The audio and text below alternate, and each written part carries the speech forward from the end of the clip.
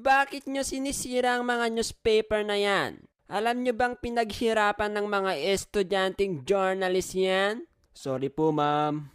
So, wag na wag nyong gagawin yun, guys, ha? Pangatlong kwento.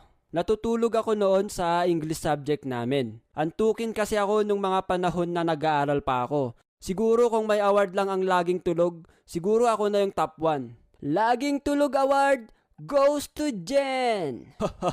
So ayun na nga, nakita ako ng English teacher namin na natutulog tapos sinabi niyang, ayoko nang magturo, may natutulog kasi dyan. Sabay walk out siya. After niya mag-walk out, nagalit sa akin yung class president namin. Tapos binato niya sa akin yung notebook niya. Syempre nailagan ko yun, sabay sabi niyang, ikaw kasi Jen, natutulog ka dyan, yan tuloy wala tayong teacher. Hindi ko na lang pinansin yung sinabi niya, tapos tinuloy ko na lang ulit matulog. May mga natutuwa kasi wala kami